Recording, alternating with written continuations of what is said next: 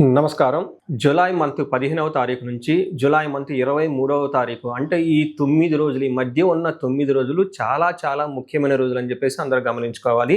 ఎవరికి ఇంపార్టెంట్, ఎందుకు ఇంపార్టెంట్ అనేది ఇప్పుడు మనం చూద్దాం. ఎవరికి ఇంపార్టెంట్ అంటే ఫస్ట్ ఎవరైతే అనేక రకాలైన బాధల్లో ఉన్నారో, మోస్ట్ టఫెస్ట్ ప్రాబ్లమ్స్ లో ఉన్నారో, ఆ ప్రాబ్లమ్స్ ఇప్పటి వరకు మీకు సొల్యూషన్ రాలేదు, ఎంత చేసినా గానీ మీకు సొల్యూషన్ అనేది దొరకలేదు, ఆ ప్రాబ్లమ్స్ మీరు బయటపడలేదు, ఇబ్బందులు పడుతూ ఉన్నారు అన్న వాళ్ళకి మాత్రం చాలా ఇంపార్టెంట్. ఎందుకు ఇంపార్టెంట్ అంటే ఇవి వారాహి నవరాత్రులు అంటారు, గుప్త నవరాత్రులు అంటారు, లేదా ఆషాఢ నవరాత్రులు అంటారు. ఈ పేరులోనే మీకు ఇప్పటికి అర్థమైపోయింది కాబట్టి వారాహి అమ్మవారిని గనక ఆరాధన చేస్తే ఈ 9 రోజులు, లేదంటే హోమం చేసినా, పూజ చేసినా గానీ ఎలాంటి టఫ్ అయిన ప్రాబ్లమ్స్ లో నుంచి, క్లిష్ట పరిస్థితుల్లో నుంచి మీరు బయటపడతారు అని చెప్పడం జరిగింది. ఎవరు చెప్పారు ఈ విషయం? నేను చెప్పలేదు, హయగ్రీవుడు చెప్పారు. హయగ్రీవుడు ఎవరు? విష్ణు అవతారాల్లోని ఒక అవతారం, గుర్రం ముఖం కలిగి ఉంది. ఈయన హయగ్రీవుడు వేదాలను రక్షించేసి బ్రహ్మకి ఇవ్వటం జరుగుతుందన్నమాట. అందుకని చెప్పేసి ఈ హయగ్రీవ స్వామి ఎవరికి చెప్పారు? సామాన్యులకు చెప్పలేదు, ఒక మహర్షికి చెప్పడం జరిగింది. ఆ మహర్షి పేరు ఎవరు అంటే అగస్త్యమునికి. అంటే అగస్త్యమునికి హయగ్రీవ స్వామి చెప్పడం జరిగింది. ఏమని చెప్తారు? ఎవరైతే వజ్ర పంజర మధ్యగా, అంటే ఎవరైతే వజ్ర పంజరం మధ్యలో నించున్నట్లు గనక ఉండి ఉంటారో, అలాంటి టఫైన ప్రాబ్లమ్స్ లో ఉంటారో, జనరల్ గా పంజరంలో పెడితేనే స్వేచ్ఛ ఉండదు, మన ముందు అన్ని కనిపిస్తూ ఉంటాయి కాబట్టి మనం దేన్ని ఎంజాయ్ చేయలేము, ఏ అవకాశాన్ని మనం సద్వినియోగం చేసుకోలేము అనమాట. అలాంటిది పంజరం ఎలా ఉందంటే వజ్ర పంజరం, అంటే గట్టిగా స్ట్రాంగ్ గా ఉన్న పంజరంలో గనక మనం పడి ఉంటే, మధ్యలో గనక ఉంటే, అలాంటి ప్రాబ్లమ్స్ లో, ఎలాంటి రకరకాలైన ప్రాబ్లమ్స్ లో ఉండి అలా గనక ఎవరైనా ఫీల్ అయితే వాళ్ళకి మాత్రం ఈ యొక్క నవరాత్రులు చేసుకుంటే ఏమవుతుందంట, కర్ణ మాత్రేనా అని ఒక మాట అంటారు స్వామి. అంటే చెవిలో పడినంత వెంటనే గనక అలాంటి ప్రాబ్లమ్స్ పోతాయంట. అందుకని చెప్పేసి ఈ వారాహి నవరాత్రుల్లో ఈ సందర్భాన్ని పురస్కరించుకొని వారాహి పాశుపత హోమం చేయటం జరుగుతూ ఉంది. దానిని నేను ప్లాన్ చేస్తున్నాను.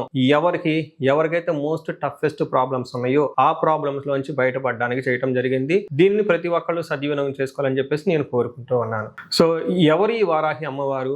వారాహి అమ్మవారు సప్తమాతృకుల్లో ఒకళ్ళు. సప్తమాతృకులు అంటే ఎవరంటే బ్రహ్మి, మాహేశ్వరి, కౌమారి, తర్వాత వారాహి, ఇంద్రాణి, చాముండ అని అమ్మవార్లు 7 ఉంటారు. వీళ్ళని 7 అక్క చెల్లెళ్ళని సప్తమాతృకులు అని చెప్పేసి వ్యవహరించడం జరుగుతూ ఉంటుంది. వీళ్ళు ఈ వారాహి మాత వచ్చేటప్పటికి కాశీపురాన్ని, అంటే కాశీ పట్టణాన్ని రక్షించే దేవతగా కూడా చెప్తూ ఉంటారు అనమాట.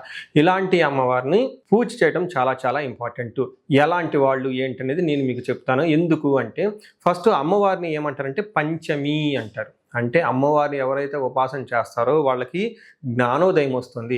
ఇది ఎందుకు ఉపయోగపడుతుందంటే మనం ఏదైనా బిజినెస్ చేయాలంటే ఇది మంచిదా చెడుదా, లేదా వెళ్తే బాగుంటుంది, లైఫ్ లో క్లారిటీ ఉండదు, ఆల్రెడీ మనకి చాలా ఫెయిల్యూర్స్ ఉన్నాయి, ఇది చేస్తే ఏదైనా ఫెయిల్ అవుతామేమో, ఎలా ఉంటే బాగుంటుంది, ఇలాంటి వాటికి సమస్యలకు కావాలంటే అమ్మవారిని గనక పూజ చేస్తే పంచమి జ్ఞానోదయం అవుతుంది. దీని ద్వారా మీకున్న సందిగ్ధత, కన్ఫ్యూజన్ అనేది పోతుంది, లైఫ్ లో ఒక క్లారిటీ వస్తుంది, ఏం చేస్తే బాగుంటుంది అనేది ఒక ఆలోచన మీకు వస్తుంది, ఒక థాట్ మీకు వచ్చేస్తుంది. తద్వారా వెళ్తే చాలా బాగుంటుంది. తర్వాత అమ్మవారిని దండనాథ అంటారు. ఎందుకు అంటే అమ్మవారిని క్రమశిక్షణలో పెడుతుంది, డిసిప్లిన్ లో పెడుతుంది.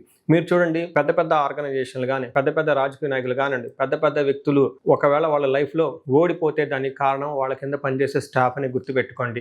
అంటే వాళ్ళ చుట్టూ మంచిగా ఉండి వాళ్ళని వీక్నెస్లన్నీ పట్టుకొని వేరే వాళ్ళకి రిప్రజెంటేషన్ చేసి మీ యొక్క కీర్తి ప్రతిష్టల్ని పాడు చేసి ధనాన్ని గనక దోచుకొని ఎవరైనా గనక పొయ్యి ఉంటే, అలానే మీ ఆర్గనైజేషన్ ఎంప్లాయీస్ మీ మాట వినకుండా మీకు కావాలని ఇబ్బంది పెట్టి మీ యొక్క సీక్రెట్స్ ని వేరే వాళ్ళకి చేరవేస్తున్నా గానీ అలాంటి వాళ్ళని అమ్మవారు తీవ్రంగా శిక్షిస్తుంది. అలానే మీ ఆస్తుపాస్తులు లాక్కోవాలన్నా గానీ, అక్రమంగా మీకు కావాల్సిన తీసుకోవాలని కానీ, మీ మీద దౌర్జన్యాలు చేసినా గానీ అమ్మవారు వాళ్ళని శిక్షిస్తుంది. అందుకని అమ్మవారిని దండనాథ అంటారు. అంతేకాకుండా అమ్మవారు చాలా హెచ్చరికలు చేస్తుంది. అంటే మీరు మంచి వాళ్ళు, మీ తరపున ఎవరైనా ఇబ్బందులు పెట్టాలన్నా గానీ వాళ్ళకి ముందస్తుగానే సిగ్నల్ ఇస్తుంది. అంతేకాదు అమ్మవారి యొక్క ఉపాసన ఎవరైతే కనుక చేస్తారో, పూజ చేస్తారో ఈ నవరాత్రుల్లో వాళ్ళకి సంకేతాలు, అంటే కోడింగ్, డీకోడింగ్, అలానే మనకి సాఫ్ట్వేర్లు ఎవరైతే ఉన్నారో వాళ్ళందరి వాళ్ళ ప్రొఫెషన్ అద్భుతంగా రావడానికి, అంతేకాకుండా మోసపూరితమైన ఆలోచనతో మీ దగ్గరకు వస్తే మీరు ఇమ్మీడియట్ గా వాళ్ళని కనిపెట్టేస్తారు. అమ్మవారు మీకు సిగ్నల్ ఇచ్చేస్తుంది. అంతేకాకుండా మీకు మార్కెట్ లో ఉన్న ఒడిదుడుకుల్ని, స్టాక్ మార్కెట్ లో రకరకాల వాళ్ళు ఇన్వెస్ట్ చేస్తూ ఉంటారు, వాళ్ళకి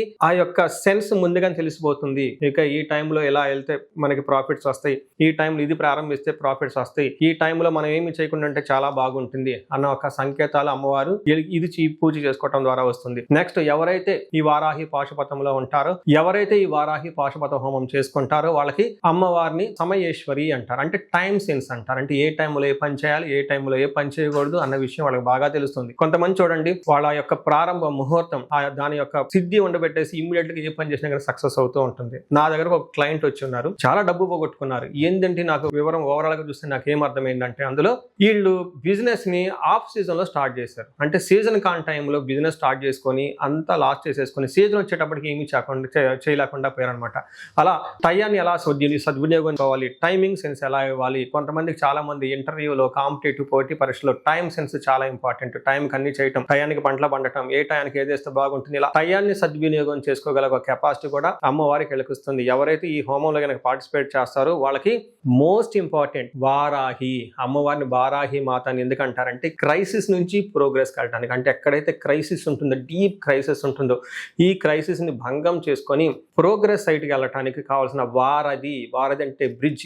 ఇమ్మీడియట్ గా మీకు కావాలనుకుంటున్నారా, మీకు ఎవరు సపోర్ట్ ఇచ్చేవాళ్ళు లేరు, మీకు ఎవరికి ఎలాంటి అడ్వైస్ ఇచ్చేవాళ్ళు లేరు, మీ నుంచి అందరు దూరంగా పోతున్నారు, అందరూ భయపడిపోతున్నారు, మీకు ఏం చేయాలో అర్థం కావట్లేదు, అప్పుడు మీకు ఒకళ్ళు హెల్ప్ కావాలి, ఒక వారధి లాగా ఉండేవాళ్ళు ఈ క్రైసిస్ నుంచి బయటకు రావడానికి. అలా అమ్మవారి యొక్క అంటే కోర్టు కేసులు, వ్యాపారంలో నష్టాలు, అలానే మీరు ఎన్నో రకాల బాధల్లో పడిపోయి ఉన్నారు. నాకు ఒక క్లయింట్ ఉన్నారు, వాళ్ళు దాదాపు 4 మిలియన్ US లో పెట్టేసి అంతకుముందు జాబ్ చేసుకునే వాళ్ళు బిజినెస్ స్టార్ట్ చేశారు. సడన్ గా బిజినెస్ లో లాస్లు వచ్చాయి. 2-3 ఏళ్ల తర్వాత మొత్తం డబ్బు అంతా పోయింది. ఇప్పుడు ఈ బిజినెస్ ను వదిలేసి వద్దామంటే అంత డబ్బులు చాలా కష్టం వాళ్ళకి. అలానే ముందుకెళ్ళడానికి మళ్ళా వాళ్ళ దగ్గర డబ్బులు చూడండి, చాలా క్రైసిస్ ఇది.